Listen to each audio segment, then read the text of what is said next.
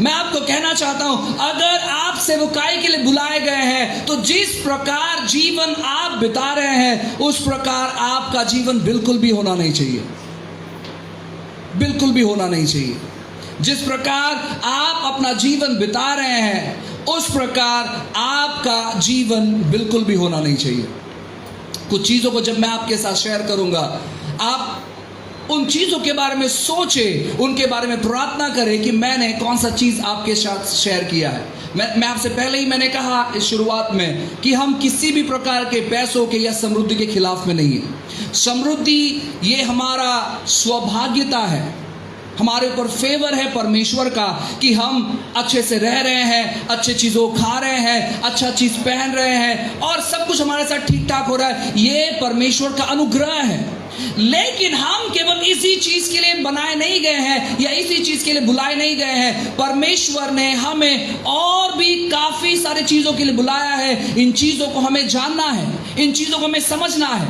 Bible में एक character है, एक व्यक्ति है जिसके बारे में मैं पढ़ाई कर रहा था और मैं आश्चर्यचकित हो गया और उसका नाम है पतरस।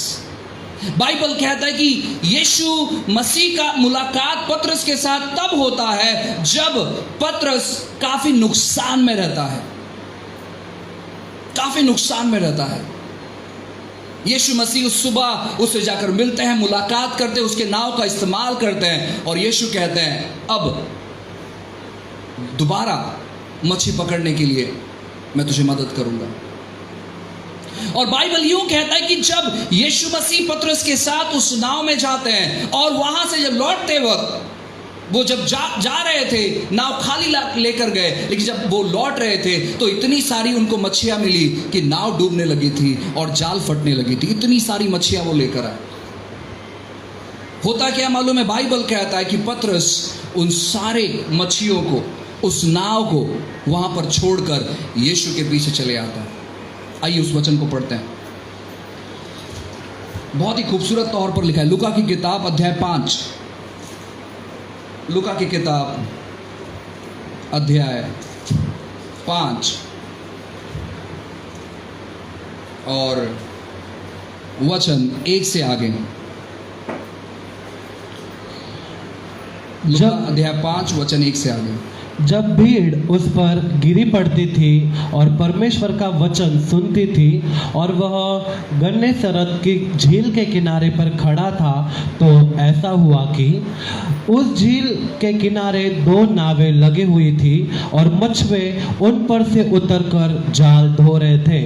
उन नाव में से एक पर जो शमौन की थी चढ़कर उसने उससे विनती की कि किनारे से थोड़ा हटा ले चले। तब वह बैठकर लोगों को नाव पर से उपदेश देने लगा।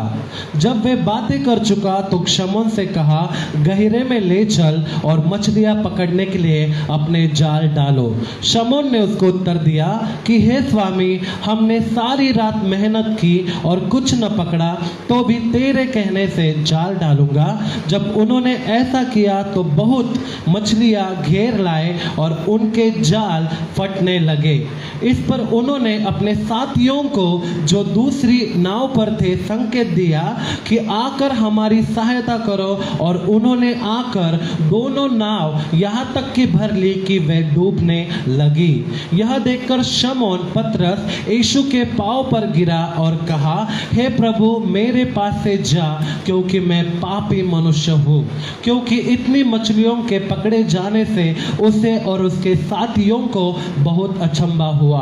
और वैसे ही जब्दी के पुत्र याकूब और यूहन्ना को भी, जो शमौन के सहभागी थे, अचंभा हुआ। तब यीशु ने शमौन से कहा, मत डर, अब से तू मनुष्यों को जीवता पकड़ा करेगा। और वह नाव के किनारे पर ले आए और वह सब कुछ छोड़कर उसके पीछे हो लिए। बस कहो, सब कुछ छोड़कर। सब कुछ छोड़कर।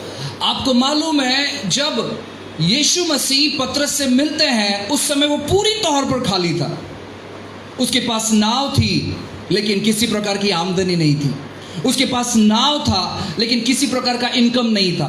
उसके पास नाव था लेकिन किसी प्रकार का मुनाफा नहीं था, किसी प्रकार का फायदा नहीं था।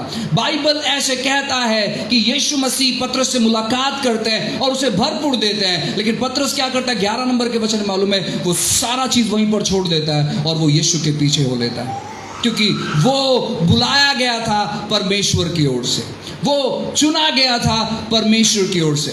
काफी बार क्यों हम लोग अपने जीवन में आगे नहीं बढ़ते मालूम है? क्योंकि हम चीजों को छोड़ना नहीं चाहते। कौन ऐसी चीजों को छोड़ेगा? नाव भर के मच्छियां, जाल फटने तक इतनी सारी मच्छियां मिली। यीशु, मैं आपके पीछे जरूर आऊंगा, पहले मुझे ये सामान तो बेच लेने दो, आज का जो प्रॉफिट है वो तो कमा लेने दो, आज का जो मुनाफा है वो तो कमा लेने दो, उसके बाद मैं आपके पीछे आऊंगा। ओ, अगर आप ऐसे सोचते हो, मैं आपको कहना चाहता हूं मेरे भाई मेरी बहन, यीशु वहां से कहीं और चले जाएगा और आप उसे दोबारा शायद पकड़ नहीं पाओगे।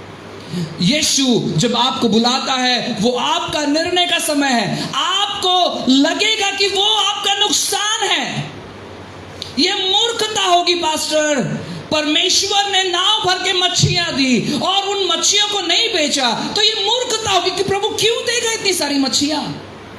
प्रभु चाहता है कि आप ब्लेस्ड रहे, आशीषित रहे, और उसी के चक्कर में आपका नाव दोबारा खाली हो जाएगा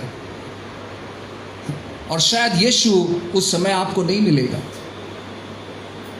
जिस चीज के लिए आप मेहनत कर रहे हैं, इतनी सारी मच्छियां आपने पकड़ी, आपने मच्छियों को बेचा, आपने अच्छा दाम इकट्ठा किया और ऐसे एक परेशानी आ गई, वो सारा दाम लेकर चले गए, आप वापस खाली हो गए और शायद उस समय आप उस योग्य भी नहीं रहोगे कि आप जाकर मच्छियां पकड़ पाओ। इसलिए जब यीशु आपको बुलाता है, मैं आपको कहना चाहता हूं ना, कुछ चीजों को त्याग करना सीखो। जब परमेश्वर ने मूसा को अपनी ओर आकर्षित किया, मूसा से कहा, मूसा तू जिस जगह पर खड़ा है वो पवित्र स्थान है, मैं नहीं चाहता हूं कि तू वहां पर जूते पहन, तो क्या तू मेरे लिए सैक्रिफाइस कर सकता है? क्या तू मेरे लिए बलिदान कर सकता है? और मैं आपको बताना चाहता हूं, वो जगह खूबसूरत जगह नहीं था, वो जंगली जगह था। जब आप उसके बारे में पढ़ाई करोगे, वहां पर बहुत सारी समस्या थी, वहां पर बहुत बड़ा जंगल था, वहां पर सांप रहते थे, वहां पर बिच्छू रहते थे, वहां पर कांटे होते थे और बहुत सारे डेंजरस चीज वहां पर होते थे। और परमेश्वर ने कहा, क्या तू मुझ पर विश्वास करने तैयार है कि मैं तुझे यहां पर बचा सकता हूं? मूसा कहता है कि प्रभु मैं तैयार हूं, और वो अपने जूते उतार कर दे देता है। पतरस कहता है कि परमेश्वर मैं क्या करूंगा इन सारे चीजों का, जब आप मुझे मिल गए हो तो मैं आपके पीछे चलने के लिए तैयार हूं, मैं आपके पीछे चलने के लिए तैयार हूं। कुछ समय तक वो बहुत अच्छा सेवा करता है। कुछ समय के बाद, लगभग 3 साल के बाद, वापस एक ऐसा सीजन आता है, वापस एक ऐसा समय आता है जहां पर यीशु उन लोगों के साथ नहीं रहते हैं। यीशु मसीह क्रूस पर मरकर वो कब्र में लगभग 3 दिन तक वहीं पर रहता है। और आपको मालूम है, बस उस 3 दिन के अंतर में पतरस कहता है कि मुझे वापस अपने व्यवसाय पर जाना पड़ेगा। 3 दिन के बाद यीशु मसीह वापस पतरस से मुलाकात करने जाते हैं और आपको मालूम है, सेम वही कंडीशन में वो पाते हैं, सेम वही कंडीशन।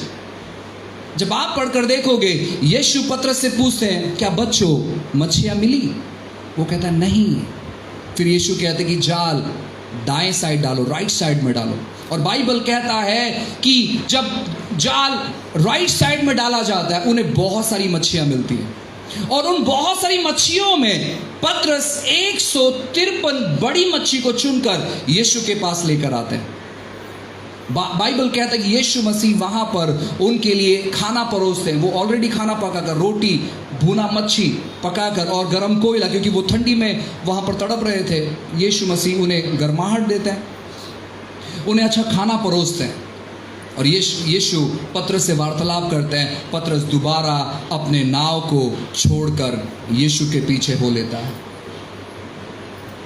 इन चीजों को समझने का प्रयास करो कि एक विश्वासी का जिंदगी कैसे होता है, खास करके वो विश्वासी जो परमेश्वर की ओर से चुना गया है।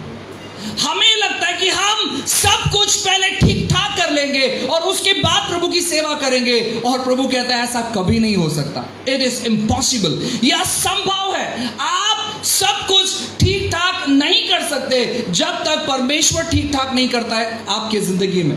आप जितना प्रयास करोगे, आप घूम फिर कर अपनी उसी स्थिति में आप रोटेट होते रहोगे, आप घूमते रहोगे। आपको लगेगा आप बहुत सारी मच्छियां मिल जाएगी और आपको बहुत सारी मच्छियां मिल जाती है। आप कहोगे अब इसका व्यवसाय करेंगे, अच्छा पैसा कमाएंगे और उसके बाद हम योजना करेंगे सेवकाई करने के लिए। आपको सब कुछ प्राप्त होता है, आपको सब कुछ मिलता है, लेकिन ऐसी कुछ मुसीबतें आ जाती है, ऐसी कुछ समस्याएं आ जाती है, ऐसी कुछ दुविधाएं आ जाती है कि आप वापस खाली हो जाते हो और परिस्थिति आपसे वापस बात करती है, चलो वापस दोबारा मच्छियों को पकड़ने के लिए। और आप फिर कहते हो मुझे और कुछ वक्त चाहिए परमेश्वर की सेवा करने के लिए। एक दिन एक व्यक्ति यीशु के पास आते हैं और उनसे कहते हैं, प्रभु मैं ज़रूर आपके पीछे आना चाहूँगा, लेकिन पहले मुझे मेरे परिवार का देखभाल कर लेने दो। जो मर गए हैं उन्हें प्लीज़ मुझे इजाज़त दो कि मैं उनको गाड़ के आ जाऊँ। यीशु कहते हैं मुर्दों को गाड़ेंगे, तुम मेरे पीछे हो लो।